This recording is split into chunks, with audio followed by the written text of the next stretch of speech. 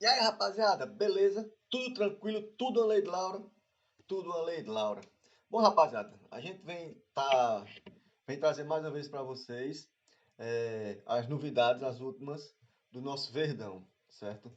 Algumas sobre as saídas, as chegadas e um assunto que eu não poderia deixar de trazer, que eu digo para vocês, é hilário, certo?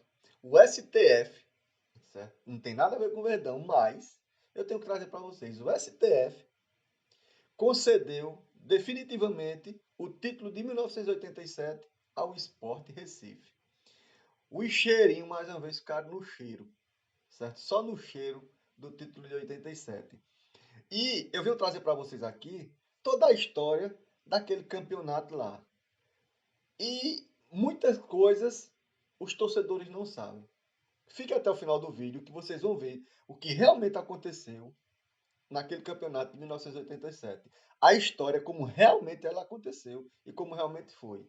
E que não foi só o Flamengo não, viu? Que ficou para o quadrangular final. O Internacional também. Então, o Flamengo não poderia ser campeão, porque ficou o Inter e o Flamengo. No mínimo, eles teriam que jogar entre eles. Então, mas a gente vai trazer aqui para vocês essa informação, essa resenha, certo?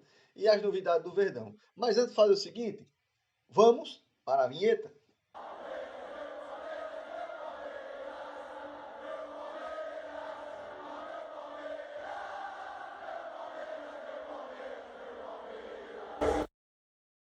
Bom, rapaziada, vamos chegando aí com like, certo? Se inscrevam no canal, certo? Vamos ajudar a gente a bater a nossa meta, que é de 2.000 inscritos.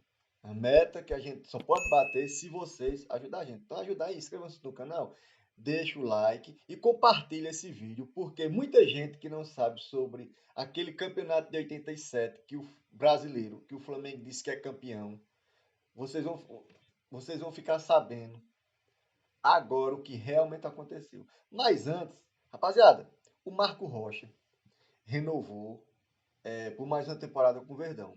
E ele colocou nas redes sociais dele, é, informou pelas redes sociais dele, inclusive agradecendo ao Verdão, à torcida. Vamos ver o que o Marco Rocha disse. Acompanhe comigo. Tudo bem? Estou passando para anunciar a minha renovação.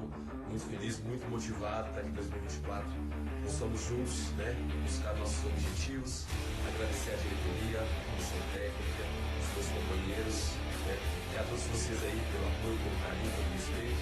Espero que 2024 possa ser um ano ainda mais vitorioso para nós.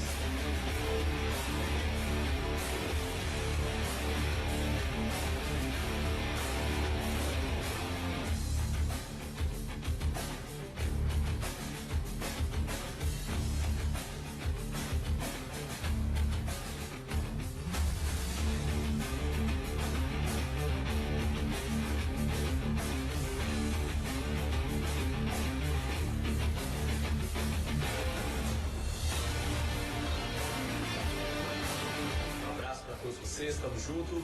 Avante palestra. Bom, rapaziada, essa foi o comunicado do Marco Rocha. A gente deseja a ele uma boa sorte, novamente, uma boa sorte aqui no Verdão, que ele continue trazendo, ajudando o Abel a trazer os títulos que vem trazendo para a gente. O Marcos Rocha é um multicampeão, tem suas falhas, seus erros, inclusive naquele jogo contra o Cruzeiro, aquela jogada infantil, juvenil, né? Entregou a bola ao atacante do Cruzeiro, o cara ficou praticamente livre, mas ele acerta mais do que erra. Melhor do que muito lateral que tem por aí para trazer, para fazer teste, para tentar adaptação. Ele já está adaptado, é um multicampeão. Então, boa sorte ao Marco Rocha e que ele traga mais título para o Verdão, certo?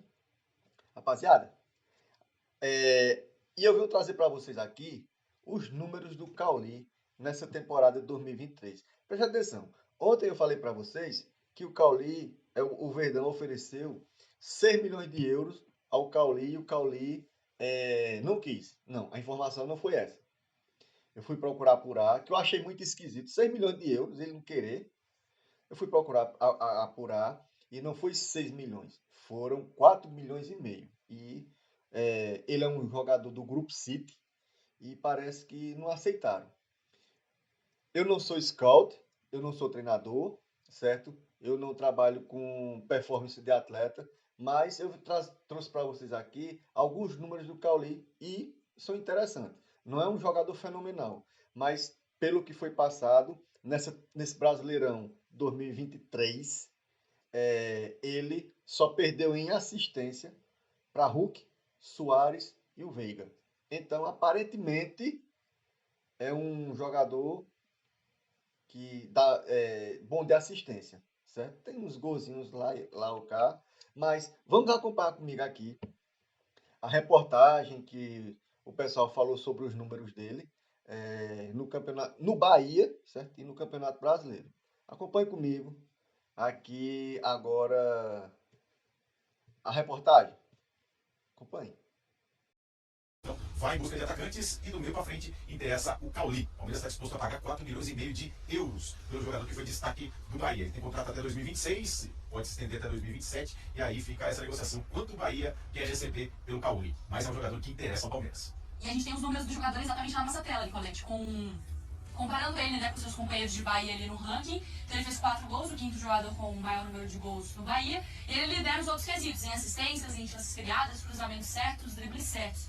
A gente vinha elogiando o Cauli e falava também sobre o Palmeiras de olho nesses jogadores, assim, Cauli, o próprio Caio Alexandre. Sim. A gente tinha citado também, né, Marmar? Eu acho muito importante a gente observar que é uma avaliação que passa pelo Abel também, né? O jogador que o Abel observa e que já está no mercado, fatalmente vai ser um jogador diferente do que vai trabalhar com o Abel. Ele deve ter percebido algumas características e ele claro que ele pode usar do mesmo jeito, né, que é o jogador. Mas eu acho que para o jogador é importante passar por esse novo momento de trabalho. E aí eu não estou falando mal, de forma alguma, do Rogério ou do Vojvoda. É que o holofote no Palmeiras e o nível de competitividade e de chance de conquista de título no Palmeiras é maior. Então o jogador vai pegar um calo diferente. É de concorrência no setor, né? Sim, que vai ter que se virar. E é aquele perfil assim do jogador com uma idade, um jogador pronto, né? Ele tem, como a gente estava falando, 28 anos, né? Não é uma aposta, mas também não é um cara badalado. O Palmeiras foi até atrás do cara badalado, que foi o Bruno Henrique. Algumas semanas a gente estava falando desse alto investimento também, né, Mari? Agora parece mais esse perfil que o Palmeiras normalmente busca no mercado. É interessante pegar o mapa de cor do Cauli no Bahia, porque em diversos momentos, até numa zona em que o Dudu atuava muito por ali, né? Pelo lado esquerdo. Então acho que é um jogador que pode fazer várias funções dentro desse setor. Os números são muito bons, ele realmente foi uma peça fundamental. Essa reta final do Bahia, principalmente. De assistências, ele fica só atrás do Hulk, do Soares e do Veiga, né? Então, assim, é muito específico. É muito específico. Bonde, né? E só pegando ainda esse gancho pro torcedor do Palmeiras, eu acho importante pontuar também, porque, claro, a avaliação passa pelo Abel, enfim, mas a avaliação do Cauli no Bahia, ela passou pelo scout do Grupo City, né? Então, assim, o Renato Paiva falou sobre isso quando o Cauli chega, ele deu uma entrevista falando sobre essa expectativa de que ele estava dentro de um combo de jogadores que o scout do Grupo City entregou pro Bahia e eles entenderam que ele era a melhor escolha. E deu muito certo. Então, deu muito certo no Bahia. Vai dar muito certo no Palmeiras? A gente vai conseguir acompanhar o trabalho do Abel, vai ter muita margem para evoluir. Bom, rapaziada, pra vocês verem, ele foi avaliado pelo scout do Grupo City, não é qualquer coisa, né? E lá viram ele, colocaram ele num grupo de jogadores bem promissores, enfim. Então, quem sou eu para chegar e detonar o jogador? Se vai dar certo com a camisa do Palmeiras, a gente não sabe. Mas o que é que acontece? Não foi 6 milhões de euros, foi 4 milhões e meio. E é um jogador, também pode jogar lá pela faixa onde Dudu joga. Então, assim, o que o Arthur não conseguiu fazer, né? Então, assim, ele é um meio atacante, certo? Joga por aquele lado esquerdo. Primeiro em drible, isso do time do Bahia. Primeiro em drible, em assistência, enfim. Parece ser bom. Espero que, se vier, dê certo. Acho que na mão do Abel, o Abel vai conseguir tirar o máximo do potencial desse jogador, como tem feito com os outros jogadores do Palmeiras. Bom, rapaziada, sobre o caule que eu tenho para trazer para vocês era isso. O complemento de ontem, né? Que ontem eu queimei o jogador, mas a gente sem saber vai procurar saber. Agora eu quero trazer para vocês a resenha do dia. Essa eu digo a vocês, eu passei o dia hoje achando graça. Porque é você querer ser campeão a pulso. Campeão sem jogar final. E aí, quem já se viu isso? Você ser campeão sem jogar final. Pois é. Aconteceu isso com quem? Com nossos amigos cheirinhos.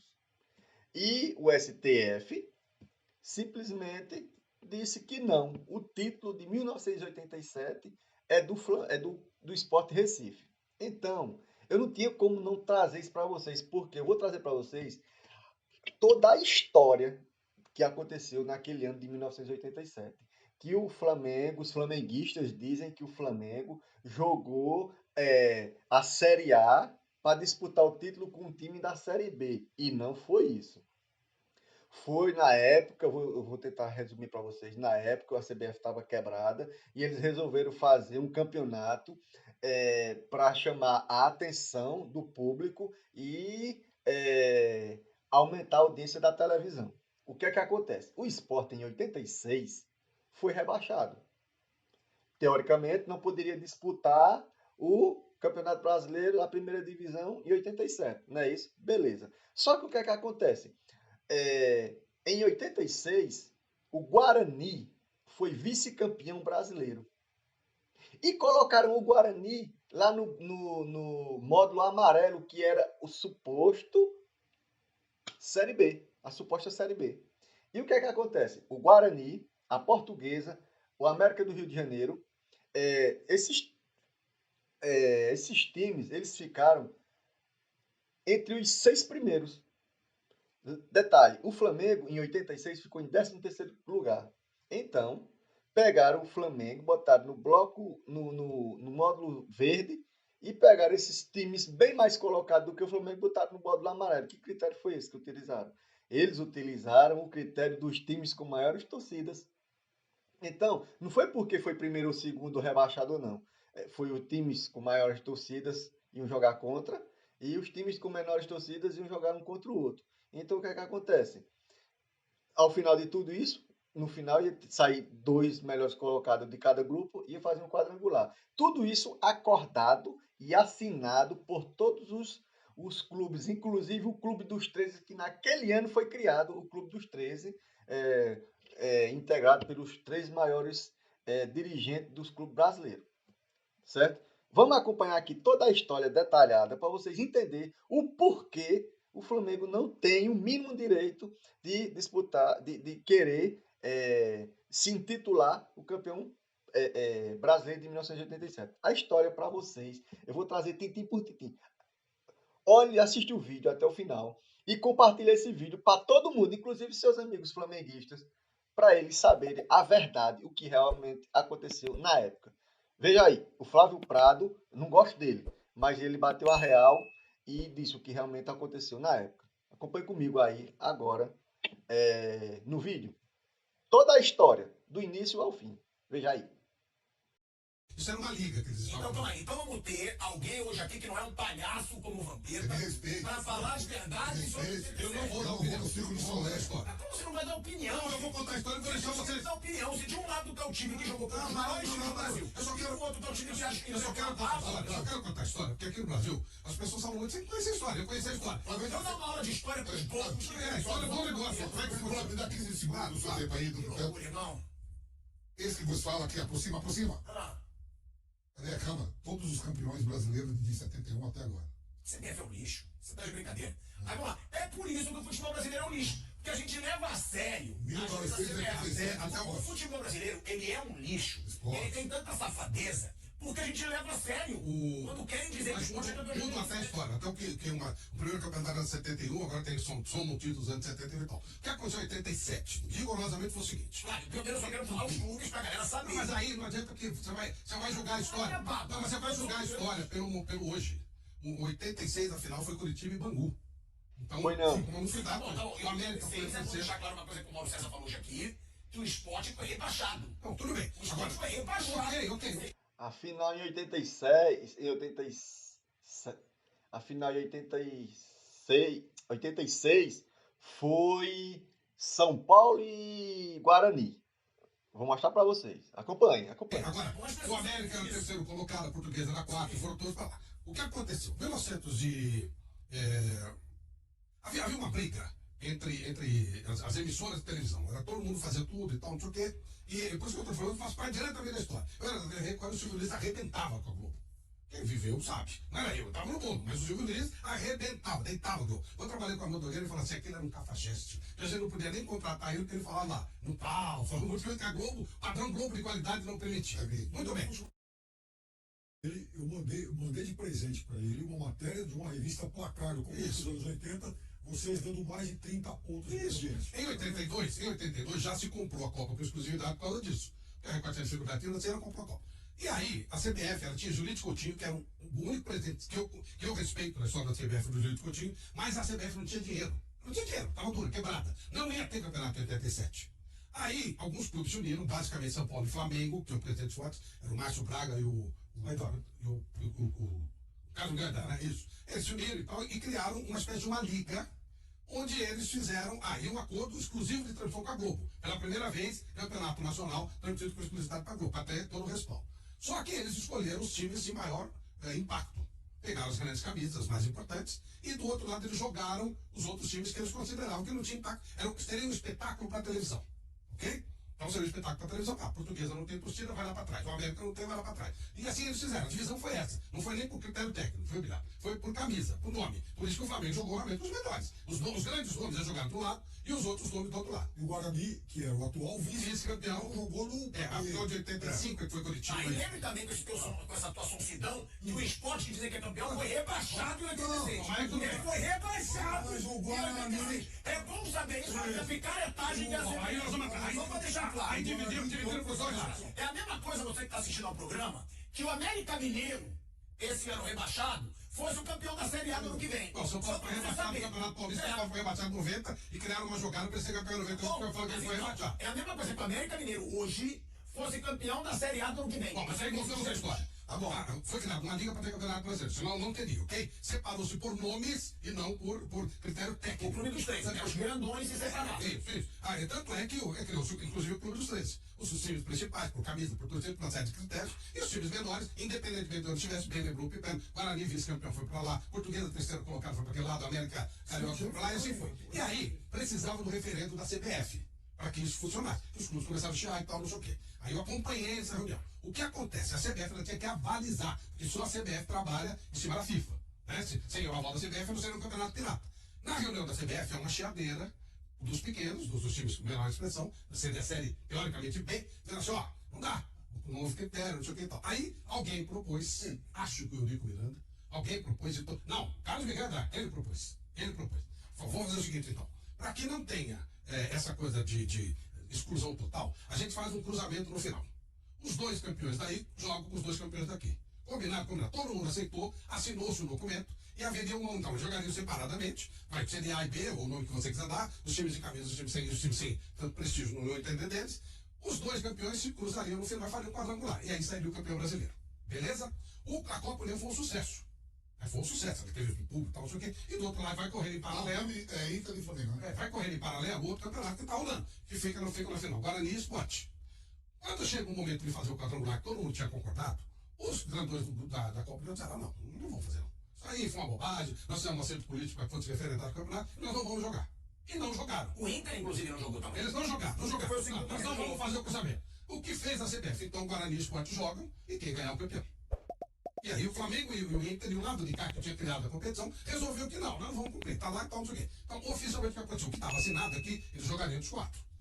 Não jogaram. 2 abdicaram do jogo, os outros 2 jogaram entre eles e o Sport ganhou. Essa é a história. Você pode encarar como você quiser. Oficialmente, realmente, o campeão é o Sport. O Globo transmite a Copa União. Claro! É o campeonato. Só que tinha que fazer o quadrangular, porque estava assinado, porque assim foi referendado para ser válido. Senão seria um campeonato pirata. Se não tivesse esse quadrangular. Seria um campeonato pirata. E o quadrangular está registrado na FIFA, e aí foi oficializado. Mas eles falam, dane-se o campeão oficial, nós não vamos disputar. Mas os clubes da Copa União assinou? Sim, todos assinaram. E aí, quem abriu mão foi o Márcio Braga, o Márcio Braga, e o Carlos Bengadar, o que criou, inclusive, a competição e quem assinou também o acordo da disputa da Copa União. Aí você joga como você quiser. Para nós, na época, o time campeão foi o Sport, Guarani o vice, até porque eles... Para nós, vírgula, fala para você. Para mim, nunca foi.